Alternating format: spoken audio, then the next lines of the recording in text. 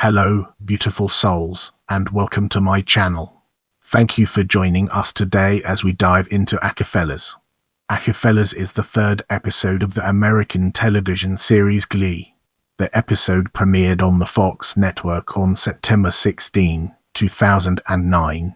It was directed by John Scott and written by series creator Ryan Murphy. The episode sees Glee Club director Will Schuester Matthew Morrison form an all-male a cappella group, the Acafellas, neglecting the club in favor of dedicating his time to the new endeavor.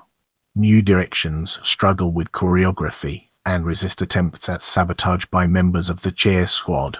Mercedes Emma Riley harbors romantic feelings for Kurt Chris Colfer, who comes out as gay.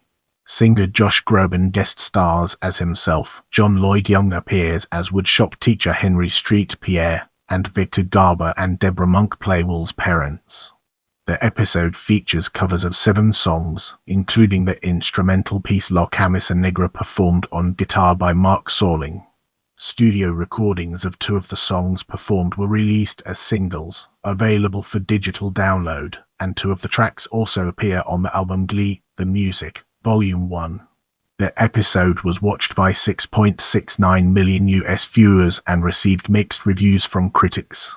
Entertainment Weekly's Tim Stack and the New York Times' Mike Hale welcomed the return of Stephen Tobolowsky as Sandy Ryerson, while Ryan Brockington of the New York Post and Raymund Flandez of the Wall Street Journal praised Riley's cover of Jazmine Sullivan's Bust Your Windows. However, Rachel Ray, reviewing the episode for The Independent, deemed it overhyped, uninspired, confusing, and with a simple plot to boot. Let's zoom in on plot and understand its implications. When Rachel Berry Michelle questions director Will Schuester's choreography skills during a Glee Club rehearsal, he forms an all-male a cappella group, the Acafellas, to build his confidence. The group originally consists of Will, football coach Ken Tanaka, Patrick Gallagher, woodshop teacher Henry Street Pierre, John Lloyd Young, and Howard Bamboo Kent Avenedo, a co-worker of Will's wife Terry Jesselyn Dilsig. After their first performance, however, Henry and Howard drop out and Will replaces them with Glee Club member Finn Hudson Corey Monteith, who was considering quitting Glee Club, and his fellow football player puck Mark Salling. Former Glee Club director Sandy Ryerson Stephen Tobolowsky also joins the group, having arranged for singer Josh Groban to be at their next performance. Although the star compliments their rendition of I Wanna Sex You Up, he reveals that he only attended to make sure Sandy stopped stalking him. In Will's absence, the Glee Club hires Dakota Stanley Whitherford, the choreographer of a rival club, Vocal Adrenaline, to help coach them to a nationals championship. Cheerleaders Quinn Diana Agron, Santana Ney Rivera, and Brittany Heather Morris hope that the notoriously harsh Stanley will prompt some members of the club to quit, furthering their plan to sabotage the club. Although Stanley is heavily critical of most of the group, Rachel convinces the members that their differences give them a unique edge, and fires the choreographer. The cheerleaders also led Mercedes Jones and Emma Riley to believe that fellow club member Kurt Hummel Chris Colfer has feelings for her, despite Rachel and Tina Cohen Chang's efforts to inform Mercedes that Kurt is obviously gay. Mercedes is hurt when Kurt rejects her advances. He misleads her into believing he has feelings for Rachel, which angers Mercedes, and she breaks the windshield of his car and sings Bust Your Windows. Kurt later confesses to her that he is gay, first time he has said it to Nyan, and the two make up. Cheerleading coach Sue Sylvester Jane Lynch is angry that the club is now stronger than ever, and punishes Quinn and Santana. Quinn retaliates by thanking Sue for helping her realize that believing in herself negates the need to bring other people down. Will realizes that his passion is teaching, not performing, and resolves to recommit to the Glee Club. Now, let's shift our attention to production. Recurring cast members who appear in Acafellas are Stephen Tobolowsky as former Glee Club director Sandy Ryerson, Patrick Gallagher as football coach Ken Tanaka, Iqbal Theba as Principal Figgins, Kent Avenedo as Sheets and Things employee Howard Bamboo, and Naya Rivera and Heather Morris as Glee Club members Santana Lopez and Brittany Pierce. Whitherford guest starred as choreographer Dakota Stanley. Cheyenne Jackson was originally supposed to play Dakota Stanley, But when he arrived in California, he learned that he had the flu. John Lloyd Young played Henry, a retired woodshop teacher with an excellent singing voice, and Victor Garber and Deborah Monk played Will's parents. Morrison was thrilled by Garber's casting, having been a long-standing fan of his. Josh Groban received special guest star billing, playing, in Colfer's words, himself as this ignorant arsehole. Morrison's rapping in the episode was an already acquired skill, with Gilsig commenting, "He can do it." It didn't look like a joke, it actually looked totally authentic, and he was fantastic. I think he has just an amazing musical range. People like that who have been singing their whole lives, they have such a command of that. Riley deemed Kurt's coming out in the episode very emotional and one of favorite scenes. Colfer described the scene as very respectful and very touching, very, very real and serious. In this section, we'll be shedding light on music and its impact on our understanding of the subject. The episode features cover versions of For He's a Jolly Good Fellow, This Is How We Do It by Montel Jordan, Poison by Belle Biv DeVoe, Mercy by Duffy, Bust Your Windows by Jazmine Sullivan, I Wanna Sex You Up by Color Me Bad, and an instrumental performance of La Camisa Negra by James. Studio recordings of Bust Your Windows and Mercy were released as singles, available for digital download. Bust Your Windows is also featured on the soundtrack album Glee, The Music, Volume 1, with a studio recording of I Wanna Sex You Up included as a bonus track on discs purchased from Target.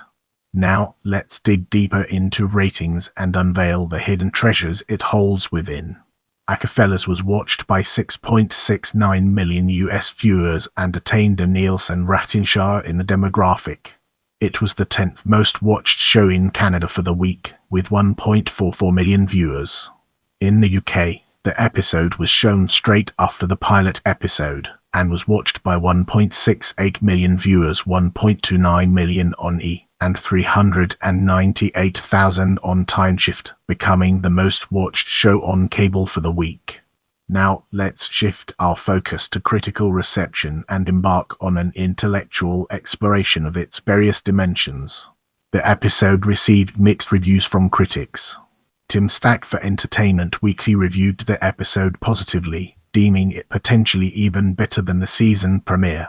Sack wrote that the best aspect of the episode was the focus placed on previously more minor characters, such as Puck, Mercedes, and Kurt. He praised Lynch as Sue and wrote, Stephen Tobolowsky's Sandy is also becoming one of the most reliable characters for great lines and laughs. He was disappointed that Garber did not sing in his role as Will's father, but hoped he would return for future episodes. Raymund Flandez of the Wall Street Journal praised Riley's rendition of Bust Your Windows as shaft-stopping, vocal adrenaline's Mercy as leg splits over shoulders exciting, and deemed the Acafellas performance of I Wanna Sex You Up corny but noted, this is about high school. Corny is de rigueur. Shona Malcolm for the Los Angeles Times wrote that although Bust Your Windows was over the top, the emotion behind the whole thing felt appropriately real. Mike Hale of the New York Times was critical of the episode, discussing the show's increasingly rapid march toward Hallmark country. He commented that while Acafellas did not match the standard of the pilot episode, it was funnier than Shaman's, and praised the return of Stephen Tobolowsky as Sandy Ryerson. Hale called Groban's cameo the most fun of all in the episode, but overall noted that the humor can't make up for the lack of big production numbers. The problem for this show is always going to be how to fill the gaps between songs. A lot of the current plot lines, like Will and his wife's phantom baby, are already getting old, so it would behoove the producers to keep those gaps as short as possible. Rachel Ray, reviewing the episode for The Independent, deemed Glee overhyped, uninspired, confusing, and with a simple plot to boot. Ray wrote, Glee's upbeat message was overridden by the show's attempt to be darker than the run-of-the-mill high school drama. As with Hale, Ray commented that music should be the redeeming feature of Glee, but it's not, because the viewer never gets a satisfying taste of the cast members' musical talents. Shona Malcolm criticized Terry and Will's characterization in the episode, deeming Terry beyond annoying, but wrote, I have confidence that creator Ryan Murphy will flesh out Jessalyn Gilsig's character over time.